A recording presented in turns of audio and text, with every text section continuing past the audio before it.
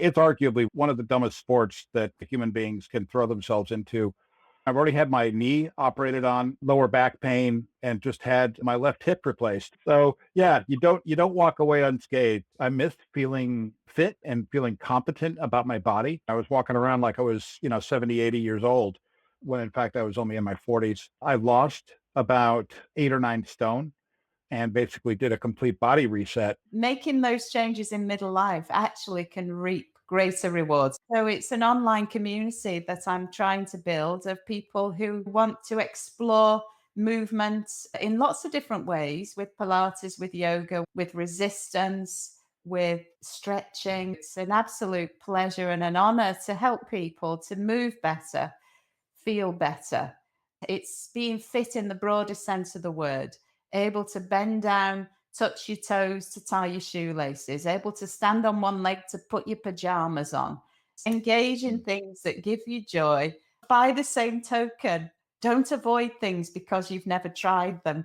The thing with exercise, when you start to look into it, increasing the blood flow to every bit of you is part of guarding against deterioration. I don't know that we need any more reasons to get moving.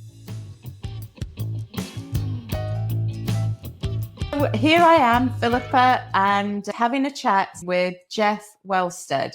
Jeff and I connected online and, we had chemistry. I think you'll agree, Jeff. I would agree. I would agree.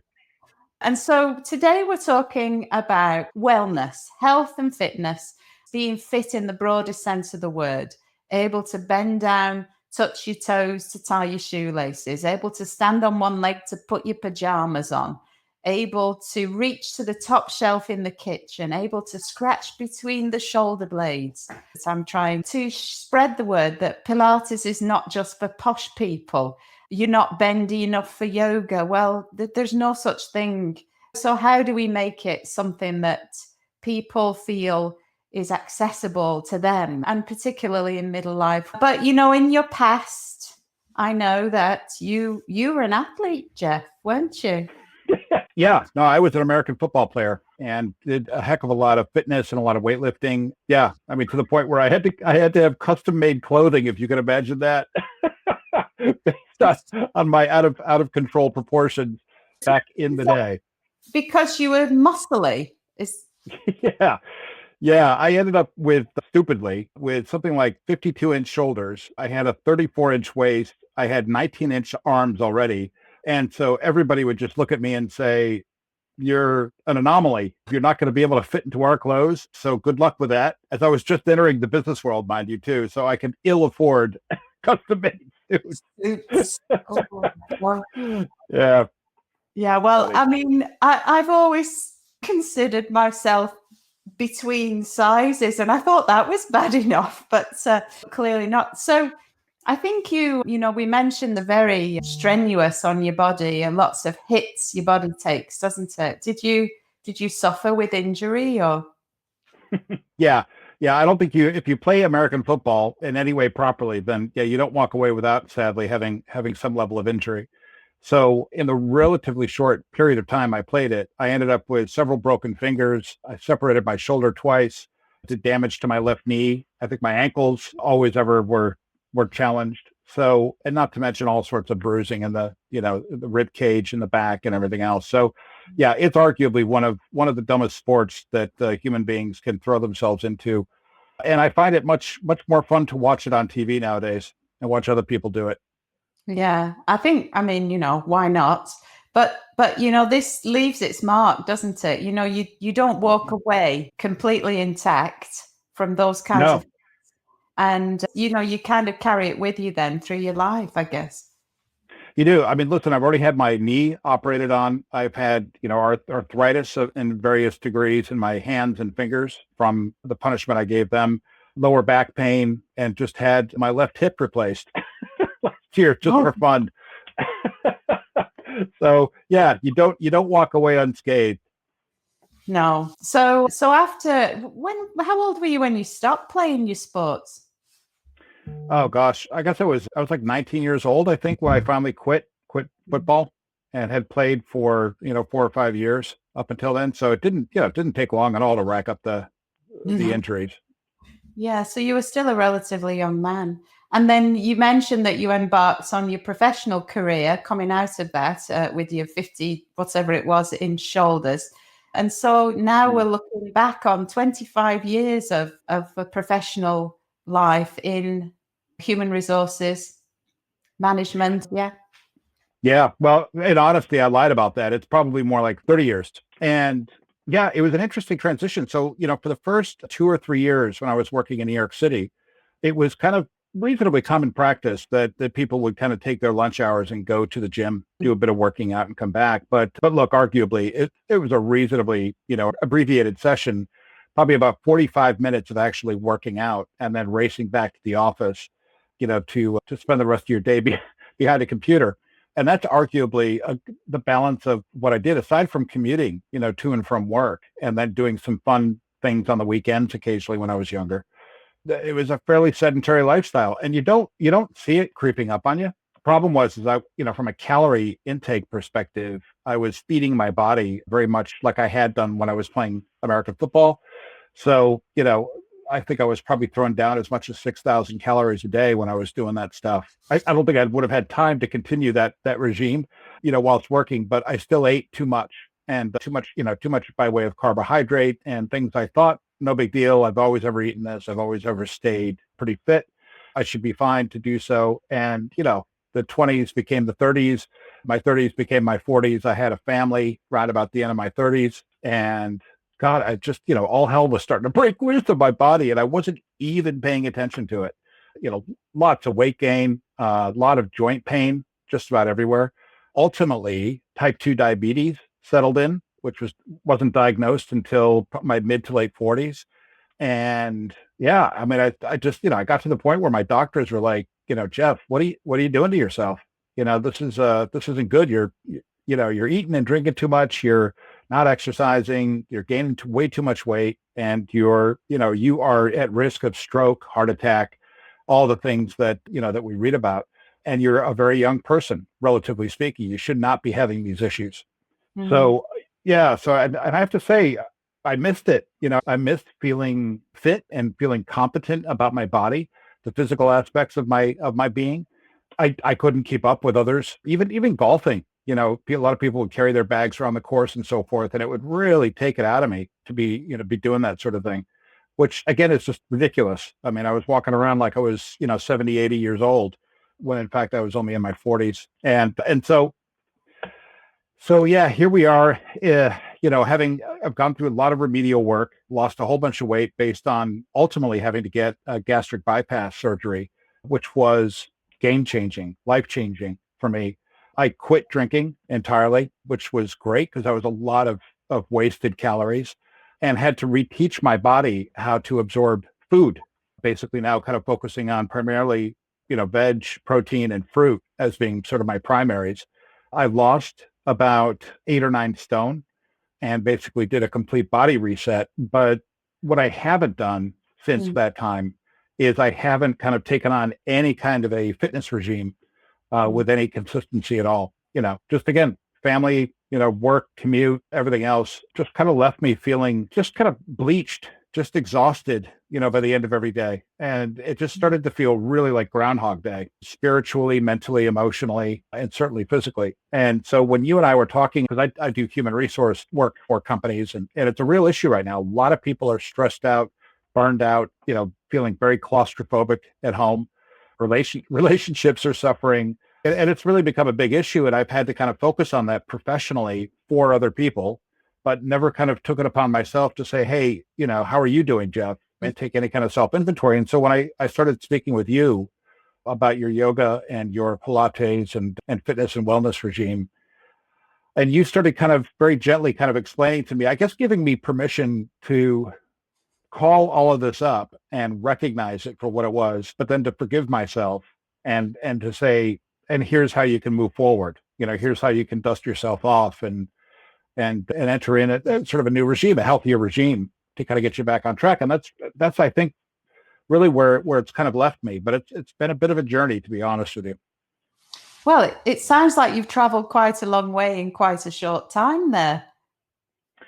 Yeah, definitely. Yeah, and I'm glad I did. I mean, Yeah. thank God for the health system and looking after me and everything else. But yeah, it's been an interesting journey. But I need to go farther. Yeah, well, I think that's right entirely. You know, the messages around nutrition and exercise going hand in hand together. I think of the two things that we could explore for our own bodies. Those are the two things that really are going to give you the biggest impacts. And I'm kind of surprised that wasn't something that occurred to you, having had that athletic past, or maybe the time factor was the thing. Yeah, that's an excellent question. I have to say, I was woefully ignorant of nutritional knowledge. And it wasn't really until I started to enter into this program that the Imperial College over here was undertaking with gastric bypass Mm, surgery, actually in relation to its powerful effect on removing, in a number of cases, and completely remediating type 2 diabetes mm, as a weight factor. But they taught me a lot about how our bodies, kind of what their relationship is with food. It was a real kind of eye opener to me because I didn't have that kind of knowledge when I was an athlete. mm. All I knew was to carb up, drink lots of milk, and get lots of calcium in your body and protein and build muscle tissue. And look, that's it. Job's a good one. You're sorted. Go. So yeah, I mean, God, if I knew then what I knew now, I would have been a very, very different cat altogether. I would have Yeah. been in much better shape. Yeah. Yeah, well, that's true for lots of us, isn't it? If we Mm. knew now what we knew then on so many levels. Yeah. Uh, yes, and so now we're looking back, and this is not unique to you or me for that matter. How are we finding our way back to thrive in middle life, if indeed life got away from us, busy family lives, busy work lives, commutes taking the toll? How do we find our way back to thrive? Because I think we've still got quite a bit of life left. Yeah. Yeah. Well, That's right. I mean, yeah. I mean, if you kind of look at it, I'm probably a good 30 years, to the good, but I want to make those a quality 30 years and not the 30 years feeling the way I felt really the past 10 years, if you will. yeah. So, well, the great news is that that actually people who get healthier in middle life stand to gain the most. Right. And yeah, no, it's actually true. And it's sometimes a little frustrating to those of us who've been trying to keep up with it all of our. But I'll let that rest. But yes, Right. no, making those changes in middle life actually can reap greater rewards. So that's great news, isn't it? It is.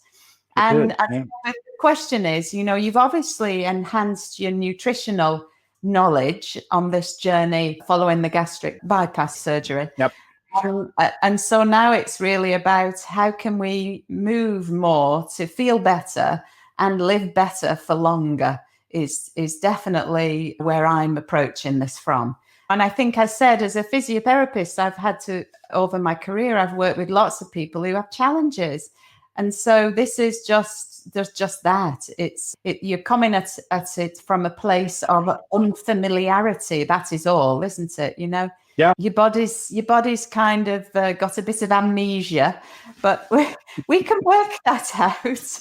Fear not. Yeah. Yeah. It's possibly a case of bodily dementia in my case, but yeah, I know what you're saying. Yeah, no, it's just short-term memory loss. You'll be fine. There you Uh, go.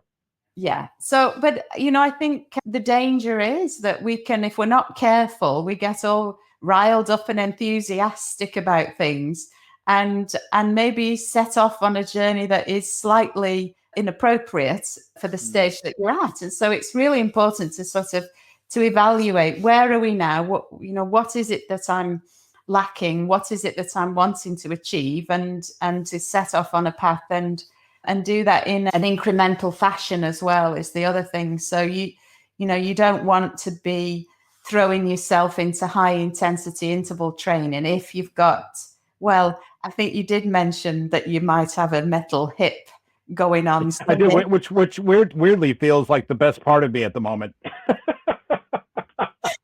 Well, that's good news. So they did Yeah. a good job on that one then. Yeah, they nailed it. Yeah, exactly. Yeah. So just Oh, the well, rest of my body. yeah. The only way is up then, Jeff, by the sounds Yeah, of it. yeah, you're spot on. Absolutely. Yeah. So the way that I work is, as you mentioned, the Pilates and the yoga is something that I'm very keen that people incorporate into the regimes, because the elements of fitness, if we look at what they are, suppleness, strength, stamina, they all begin with S, which is quite convenient, isn't it? Hmm. Yeah, Um, good point. and and to be well in the whole sense of the word, to be fit in the broadest sense, then we need to tackle all of those different elements. And there's ways of we can do this. I think Arnold Schwarzenegger said something along that we have ways is all I'm going to say. So, but a lot of men in particular, I think I'm right in saying, sometimes when you think about things like Pilates or yoga, it might not be very appealing to a man. What do you say to that? Well, there is a, I guess, a natural stigma and or bias and or false comprehension of what this stuff is. I always, when somebody says to me, "I'm going off to Pilates class" or "I'm going to go do yoga," I always envision sort of a 20 or 30 something female, wearing some specialized, extraordinarily expensive yoga outfit with some kind of a fancy mat rolled up under her arm, and ponytail and bouncing and just, can't wait to get to class. And I'm just sort of thinking, yeah, those days are over for me. Me kind of, kind of like flopping about in a room full of extraordinarily good looking, fit people who can bend over backwards and touch their toes from a supine position, hanging from the ceiling. That's not going to happen in my lifetime. So, Yeah. so that's the way I kind of gen up, in my head what it is. Having said that, I mean, just having tried planking, as simple as that, just to build up some core strength and so forth, I definitely see the efficacy of it. I just can't imagine me, the old guy, sat in the back of the classroom, embarrassing myself while everybody gets on with it. You know what I mean? Yeah, I know. It's hard, that, isn't it? And I mean, obviously I'm not 20 something and I haven't got a ponytail, but this is preconceived ideas is something that we all master in, isn't it? It is interesting because these are barriers that I'm trying to spread the word that Pilates is not just for posh people. You're not bendy enough for yoga. Well, there's no such thing.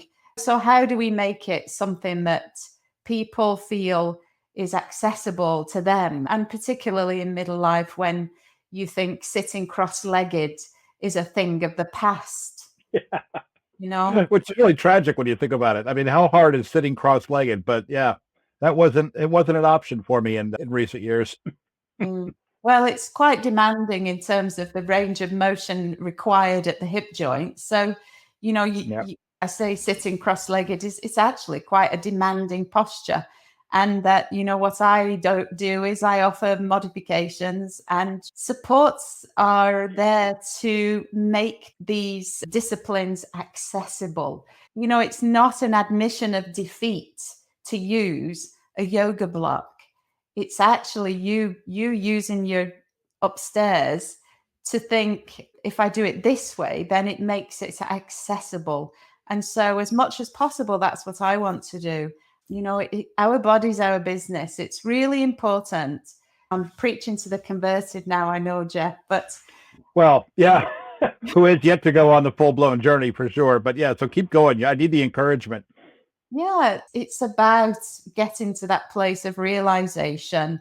I teach my son, and he's 20, nearly 21, and I feel so wonderfully happy that this is a gift for a young person. This is something that, like riding a bicycle, like learning to swim, they're just skills that you carry with you through your life. And having done it as a young person, then getting back on the wagon is not quite so frightening or scary. if I had those fundamentals and I just was able to have removed those early days bias and just kind of move beyond that, I could absolutely see myself embracing that wholeheartedly as sort of like a way forward. And I think I'd love for you to speak to this process and how, I mean, maybe you just kind of visualize, me kind of joining up with this. I mean, how does this typically work? Well, I am only an online business as it happens. And so it's an online community that I'm trying to build of people who want to explore movement in lots of different ways, with Pilates, with yoga, with resistance, with stretching is really what I'm hoping. So yes, I keep my classes small so that I can see you on the screen and I can help you, I can guide you. And for the most part, I will see somebody as an individual before we embark on a session as a group, so that, Good idea. and the good thing is when you're on in a group on the internet, people are not looking at you. They're not looking at you in the class, at the back of the class. I've got my studio set up here in my house, and people visit me virtually, and I work with individuals and I work with groups, and I love what I do. It's, what do they say? It's not a job if you love what you do. It's an absolute pleasure and an honor to help people to move better, feel better. And just, I'm evangelical about it. You know this, Jeff. Yeah. Yeah. No, and it's great. It's wonderful that you are, because you're carrying the good word, as they say, to folks that, to me anyway, when you and I talked, is it's not too late. In fact, I mean, to your point, wake up to the fact that if you actually take control of this now and start to turn your life around and turn your level of fitness around and develop your core and do all those sorts of things and stretch. I mean, God, the flexibility thing, I'm reading about this everywhere, just how crucial that stuff is. So you've got me, yeah, you've definitely planted the bug in my Well, brain. I love that. And so, one of the biggest things we can do is get better at balancing too, Jeff. So balance, Mm. it seems, just has the edge when it comes to predicting longevity. No, So right. yeah, yeah, definitely. A study that I was reading, strength, suppleness, and balance. And of those three, balance has the edge. And that's, I think if we think logically about it, if you fall over and sustain a fracture later on in life, then the mortality rates associated, particularly with a hip fracture, are, they're starting to become significant. So if we Mm. can not fall over, if we can, and it's if we can stay on our 2 feet and not fall over, then we're definitely making progress. And actually, it's all these things. There is no one thing that is the solution. It's being fit in the broadest sense of the word, able to bend down, touch your toes to tie your shoelaces, able to stand on one leg to put your pajamas on, able to reach to the top shelf in the kitchen, able to scratch between the shoulder blades. Mm. If we just think about the things that we do in our lives, and being able to go about our everyday without feeling like it's an effort to get out of Right. the chair, the low chair. It's not an effort to reach down and tie your shoelaces, or at the Mm. moment when it was so cold and I was going out putting on extra layers. It's Mm. like you're fighting with all these extra layers. It's almost you've done a workout before you step out the door. It was like that last week, wasn't it? It's a bit crazy. But, Yeah. so just being physically capable of going about our day, Mm. get physical, get active, look after yourself, boost your immune system. This is, another part of staying fit and healthy, isn't it? I was reading something where they were inoculating people with the cold virus, the common cold, Mm. and that those people who, were feeling happier were less likely to catch the cold. So, boost your mood with movement, and, There you go. get boost your immune system with a giggle as well, because you know what, I can't Yeah. help but make it fun, Jeff. It's in my DNA. So Yeah, you got to. You got to. Especially if you've ever seen me try to do yoga. That in and of itself is possibly a comedy act well worth paying for. well, I would be laughing with you, Jeff, and not at you, obviously. or near me at least. It's got to be fun, joking apart, engage in things that give you joy, but by the same token, don't avoid things because you've never tried them. And so it may be that something that you've never tried, you might actually find a source of joy that you never knew was there before. So, try something new, step out of your comfort zone, learn a new skill, bigger brains, Jeff. Did you know that? I'm Yeah. all about that, man. Yeah, feed the brain. Which, interestingly, in my line of work, I do a load of. I take better care of my own sense of knowledge attainment and thinking and everything else. But the problem is that if I don't then back that up with good, brain oxygenation, Mm, and you know what I mean, and kind of developing a physical sense of control and comfort, with what my body is becoming, then potentially I risk losing it all. I mean, issues related to dementia and to loss of memory and yeah. all of those elements, come into play when you're not, keeping the system that supports this gray matter in our skulls. If you're not keeping that going, what are the chances it's going to work at anywhere near an optimum level, right?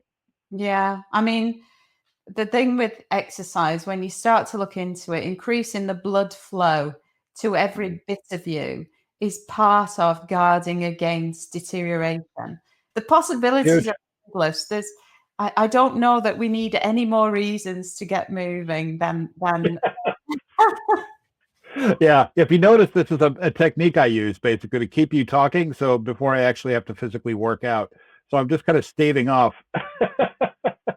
You know what? It's funny you should say that. I wondered why they love to keep me talking before we get moving. No, I'm always watching the watch, Jeff. I'm always watching the watch.